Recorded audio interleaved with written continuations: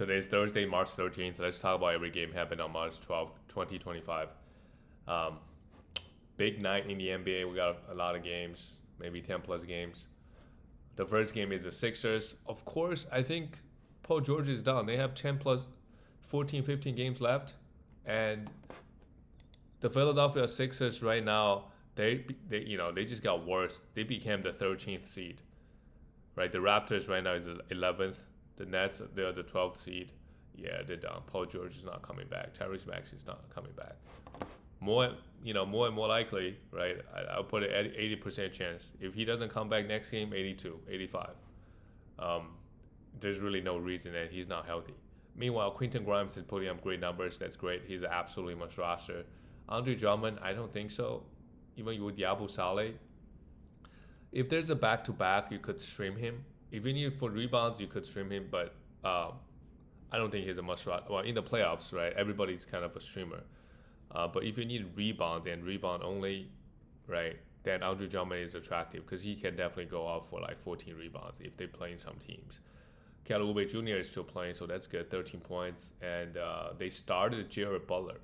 So if he's on the waiver wire, let's go pick him up because they need bodies. Lonnie Walker played just 20 seconds. I wonder what happened. Lonnie Walker.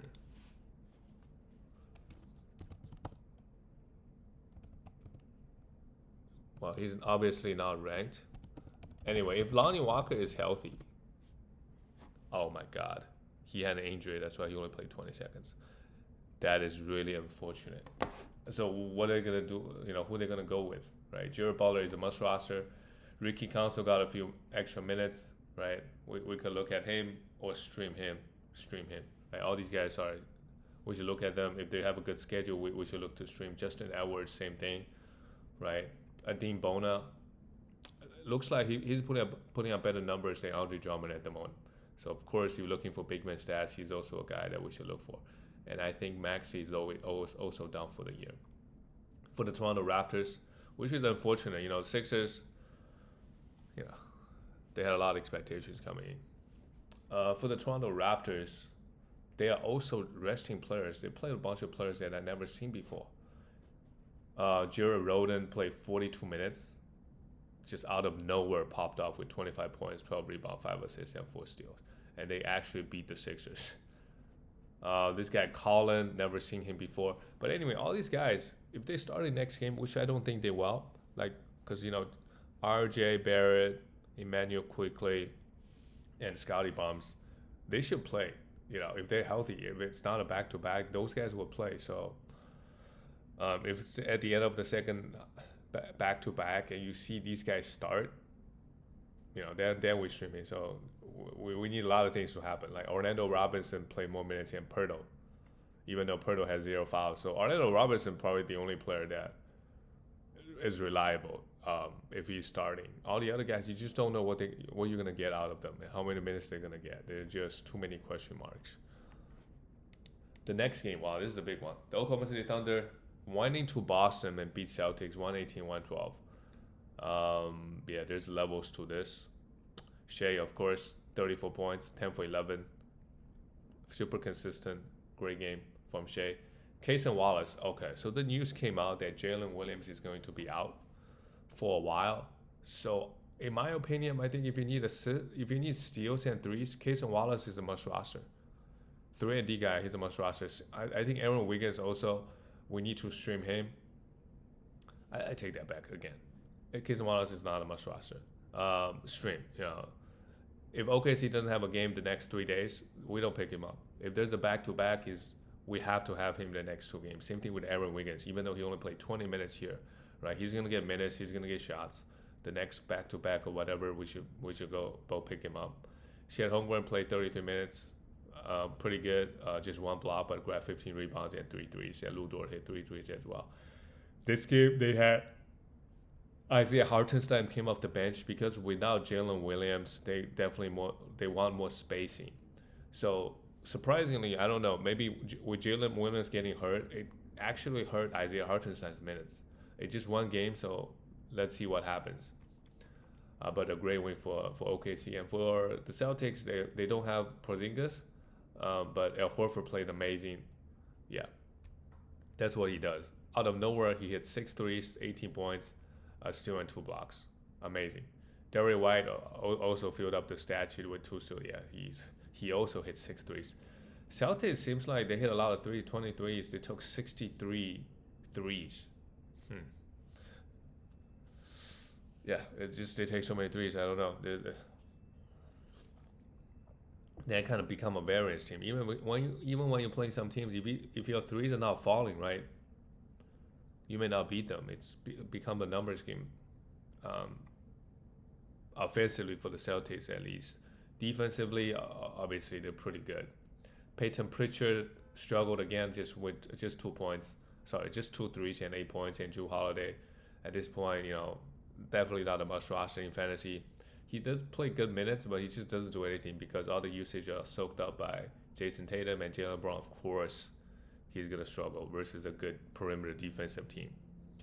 Not really surprised. And he also fouled out. I just don't think Jaylen Brown is good. I might be hating on him, but yeah. And also, if you look at his advanced metrics, he doesn't look good. The next game is a Charlotte, and the eye test tells you too.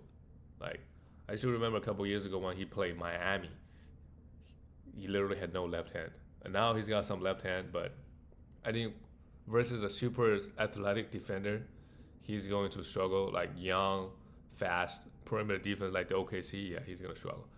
Obviously, if you have Luka on you, right, you get to cook. Like last year in the finals, but no, like if you play OKC, they're gonna have some dogs on you, and you're really gonna struggle. The next game is the Charlotte Hornets. Lost to Atlanta Hawks 110-123. The Hawks, that's great. This is a good win for them, and Trae Young came back, and they won 4 straight actually, making a late push, but they're not gonna catch up to the Detroit Pistons. So at the very best, they're gonna be the 6th seed, which set them up very nicely to play the Knicks in the first round. Because most likely, 80% chance, 85% chance, Knicks is gonna be the 3rd seed. So if they can keep this up, they get to play the Knicks. And it actually matters a lot because you don't want to play the Celtics, you don't want to play the Cavs. Right? First round, you want to play the New York Knicks. Mark Williams played really well. 14 points and 14 rebounds, still in 2 blocks. And LaMelo, they're still playing him. I don't know what's going on. 25 points, 3 threes, 9 assists, 2 steals. Amazing. Only 30 minutes. Yeah, I'll be very happy because they still, if I have LaMelo, because they actually still playing him. Miles Bridges had 31 points. Yeah, my God, every single year Miles Bridges finds a way. He finds a way to be super good in fantasy with everybody else hurt. What a game! 5 threes, 5 assists, 11 rebounds, 2 steals, and 4 blocks, and 31 points as well. Pretty crazy stuff. And they started Daquan Jeffries, who played 32 minutes. I don't know if we can really trust him. But again, in the playoffs, if they have a back-to-back and you see this guy start, not a bad idea to stream him for 2 days. For the Hawks, Trae Young, 35 points, 12 assists. That's great. Another good thing about the Atlanta Hawks is that when you draft Trae Young, in the last 5-6 years, they don't really tank because they're always in that 9th, 8th, 7th seed. So they're just going to play for seeding until the end of the year. So there's really no rest. Dyson Daniels, just ridiculous. 4 steals and 2 blocks again. Struggled a little bit, but who cares? 10 points. Okungwu struggled as well, but he's a must roster. One of those games he's gonna pop off. I'm still waiting. I think he already did a couple, couple games ago, where because if he put everything together, his stat line would be like 15 rebounds, 5 assists, 3 steals, and 5 blocks, and like 25 points. These type of games will happen. Too bad, right? When you play the Charlotte Hornets, it's kind of the perfect storm because defensively they're really bad. But he actually struggled here. Not much going on. Like Caris LeVert, for sure you could stream him, and Georgios Niang, right? If you're looking for some points and threes, and they got a back-to-back. The next one is the Dallas Mavericks lost to the Spurs. The Western Conference is kind of it's very brutal. The 10th spot. Because Mavericks, they don't have anybody. And right now they're barely holding on to the 10th seed. And Phoenix Suns are 2.5 games behind. Phoenix, clearly they're trying to make the plays. but they just cannot find wings. Maybe it's a tough schedule.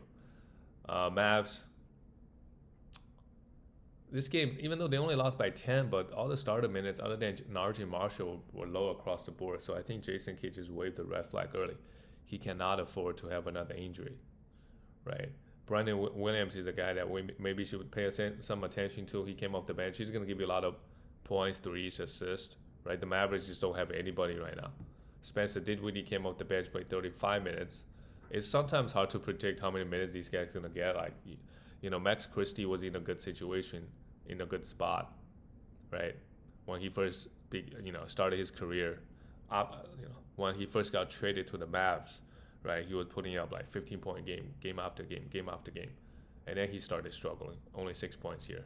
If you need 3-and-D, I would still hold on to him, and obviously I would check on his the Mavericks schedule. Najee Marshall continues to hold. He's gonna have some good value in the short term until PJ Washington comes back. But even when PJ returns, he's gonna have good minutes and good usage. Clay hit 2 3, 7 assists, which is nice.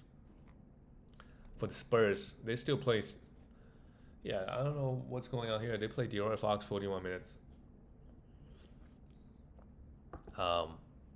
They clearly try to win this game for no reason because they're not making the plays. And I don't understand why they're playing De'Aaron Fox 41 minutes. And I think he's also carrying like some type of injury. Anyway, amazing game here, but I would be very concerned if I have De'Aaron Fox. CP3, they're still giving him 25 minutes. Okay, 9 assists and 2 steals. That's pretty good. If you need assists and steals, CP3 is still producing, so fine, you can have him. Harrison Barnes goes 6 for 7, great, and Devin Vassell hit 2 threes. Also a pretty good line. Devin Vassell was really bad. I think maybe before Victor Wembanyama went down, because a lot of games he just doesn't get enough touches, right? He took 14 shots here, which is good. And Stephon Castle, another game he struggled. In looking for counting numbers, I think it's okay to roster him. He struggled, back-to-back games versus the Mavs defense. But, I think it, depending on who they're playing, I think it's going to be okay. He's going to be okay. The next game is the Utah Jazz. They got fined by the NBA. NBA's like, yeah, you can't, if Lauri Markkanen is not hurt, you cannot just not play him. So, okay, they play him. Reluctantly, they play him 28 minutes. He hit 3 threes, 14 points. Very disappointing, but I think next year we could take a chance on him, and he just won't be worse than this year. I really don't think he can get any worse. If you can get him inside, I think any 4th, 5th round, I think will be good because he's still good. It's just this year he's not even trying. Walker Kessler, meanwhile, amazing. 14 rebounds, 5 assists, 2 steals and block. Walker Kessler this year, honestly, he's been healthy. It's just the organization, they don't want to play him. That's going to be the risk moving forward next year as well. But whenever he plays, right, he's obviously doesn't do this every game, but my God. And if you pound him free throws and threes, he becomes super, super good. Colin Sexton had 22.7 assists. Happy with that. And Isaiah Collier, yeah, if you don't need assists, I don't think you need to have him. He has 7 turnovers here. Jordan Clarkson, they played everybody here, which is actually not good for fantasy. They just play everybody. Right? Jordan Clarkson had 12 points, but only 23 minutes. Cody Williams, he had 21 minutes. Filipowski had 16 minutes, had 8 rebounds, 3 assists, and 9 points. Yeah, Filipowski, if Walker Kessler is out and he gets to start, we could stream him for one night. For the Memphis Grizzlies, they got the win. Yes, they need a win because actually they won 4 straight. Now they are the 2nd seed. Actually, Rockets only 1 game behind them, so the race is very, very tight. If you got any players on the Grizzlies, Nuggets, Lakers, Rockets, that's great news for you because they're gonna play all their guys until the end. They are fighting for the playoff spot. So Zach Edey only 20 minutes, that's okay. Desmond Bane, who's been very hot, another great one with 9 assists. He's been getting a lot of assists. He hit 3 threes as well as 2 on the block. Ja Morant also had a decent game with 28 points, 7 assists, 4 threes. Since Jaren Jackson Jr. went down, he's been really good actually. And with Ja Morant playing 30 minutes, they play Scottie Pippen 26, who had a great game, 6 assists, 4 steals and a block. And then we play Luke Kennard, who hit 7. He just absolutely went off. That is an interesting rotation decision, right? With Jaren Jackson out, you think you may be okay. Some of the big men might get a few extra minutes, but no. I know Santi Aldama is also out, so they just decided to go small versus this Jazz team, and it worked out. The next one, speaking of Phoenix Suns, yeah, they lost to the Rockets, 104-111. They just can't beat any good teams. KD 19 points. KD has not been good this year. Kevin Durant on the season. Well, I said he has not been good. He's actually the 12th ranked player. So I take back what I said. He's been good, and he's played a lot of games this year as well as a 36-year-old. So actually, you shouldn't really complain about KD. I'm actually surprised because I thought Devin Booker should be better than KD, but no, that's not the case. 19 points, 7 rebounds, a 7 block. This game pretty bad, but efficiency is still very good, 8 for 12. But he just doesn't take a lot of shots, and he is just 83% from the free throw line this year. In the past, he's at least 85, 86, 87. So his free throw has gotten worse this year by a couple percentage, and I think it matters in fantasy a lot of the times.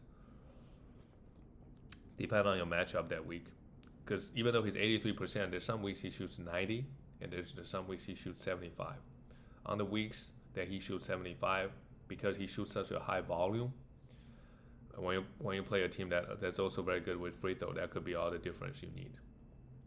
Devin Booker, 19 points for 3 is also not the best game. Yeah, because it's the Rockets defense. Rockets are known for their defense. Even without Amen Thompson, right, they did a very good job on both. And Bradley Beal had 25 points, but it didn't seem matter. 7 for 7. He was the worst, minus 15. Things are just not working out for Phoenix. Bobo, too bad now. He only gets 60 minutes. They have a lot of 3-and-D guys like Bobo, Royce O'Neal, Grayson Allen, right? These guys you could stream if there's a back-to-back coming up. For the Houston Rockets, Gray Wayne, Fred VanVleet is back.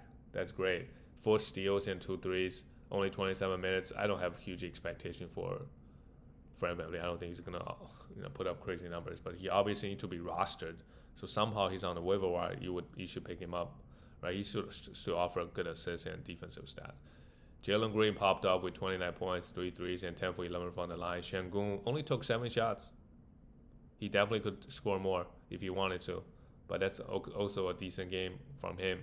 But only grabbed 4 rebounds, that's fine. Taro Eason had a steal and 2 blocks, 15. He's a must roster, right? He's a must roster. Now that Amen Thompson is also out, right? He's a must roster. Now they realize that maybe Jabari Smith is better coming off the bench. It took them a while. But Taro Eason has gotten a lot of trust, so in the next few weeks, he should give us really good values in category leagues, especially. Those defensive stats going to be juicy. The next game is the Clippers. They beat the Heat on the road, 119-104. That's fine. This is good stuff for the...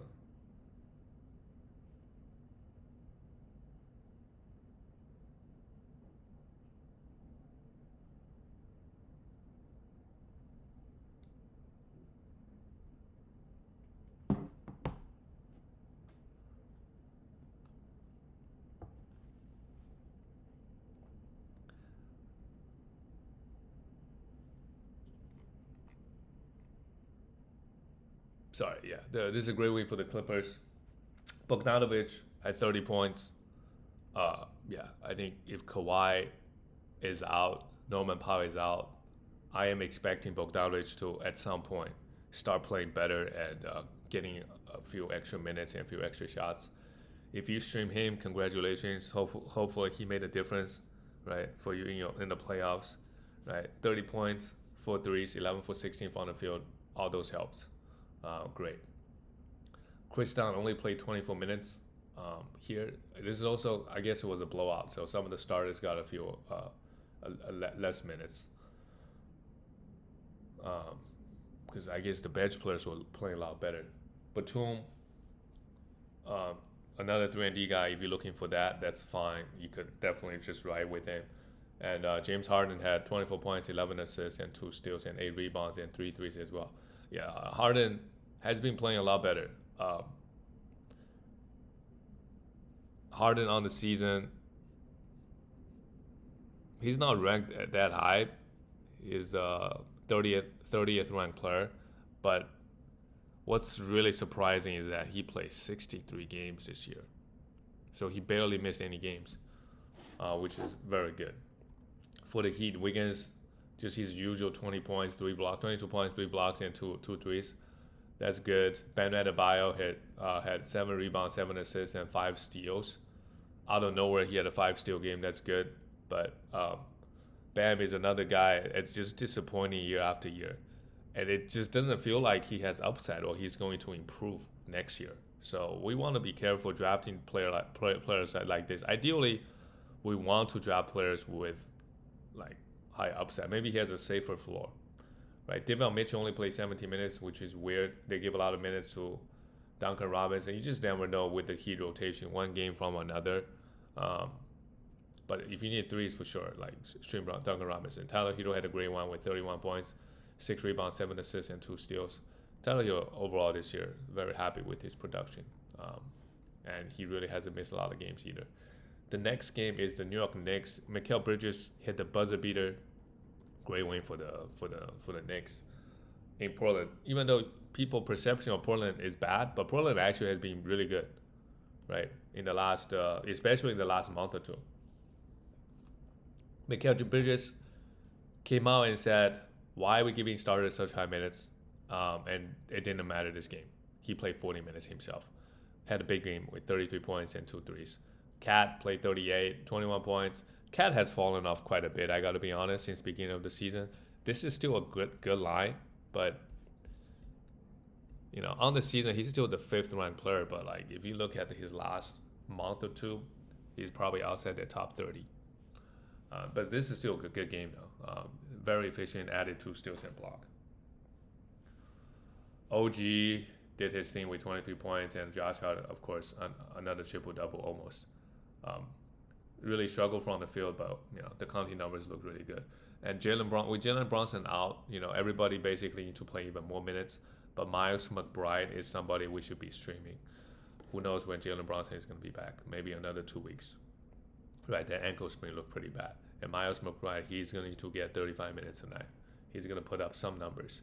For Portland Trailblazers, Fernie Simons, who's been very, very hot, really struggled here. Hit 2 threes. And Scoot Henderson, he stepped up big with 30 points. Struggled from the free throw line, 6 for 10. But yeah, Scoot can do this for sure. If you give it the minutes and opportunity, right? This is why if you need some points, threes, assists, yeah, just have him in your back pocket, right? Start streaming him. Shaedon Sharpe played huge minutes as well, had 21 points and 9 rebounds and 3 threes. And finally, they're giving Donovan more and more minutes. Great, 12 rebounds and 3 blocks. Very happy with that. But of course, he committed 5 fouls, which is okay. Kamara did his thing, and Danny Advia grabbed 15 rebounds. He's also a must roster. Jeremy Grant, he come in, play one game, and then he misses the next. So, we shouldn't worry too much about him and just, just give those minutes to Danny Advia. Give it to the young guys, right? Last game of the night. This is a bad loss for Denver. They need every single win. They lost by 20 at home. Timberwolves just seem to have Denver's number because Jokic, right? Rudy, people make fun of him, but he's still. Well, Jokic was a minus 24. Yeah, you don't really see that very often, but yeah, this is great. Julius Randle also had 25 points in 28 minutes. Anthony Edwards did their thing. Yeah, the Wolves, if they shoot 42% from 3, it's just really hard to beat because they're already great defensively, right? All these guys play good defense. Naz Reid still played 26 minutes off the bench, had a decent game. So like, if you have Naz Reid and you have Dante DiVincenzo, even though guys started coming back, I think they still have good value, in my opinion. So yeah, continue to roster these guys until something changes. And Jaden McDaniels also put up a pretty good line. I remember Jaden McDaniels was really bad beginning of the season, getting no defensive stats, doing nothing basically, right? And now at this point, I think he kind of figured out, even when all the guys are coming back, 16 points, 8 rebounds, a steal and block, and 2 threes with good efficiency, pretty good. For the Denver Nuggets, of course, Jokic, he had 34 points, so like he got his numbers, but only 4 assists and only 8 rebounds. off night for him. I guess he still had 34 points, 13 for 23 from the field. Jamal Murray had an off night for sure, 4 for 15. He just really struggled versus the Wolves. If they have Anthony Edwards, they have some elite defenders on him, he's going to struggle. Yeah, Jamal Murray is not like he suffered the injury. I just think he's just not as good as before pre-injury. Russell Westbrook got the start. Number wise, he looked decent, right? 19 points, 3 steals, and 8 for 12 on the field. Michael Porter Jr. struggled. Same thing with Christian Braun. Yeah, it's at some point it has something to do with Timberwolves defense. Yeah, that's it, guys. I'll see you tomorrow.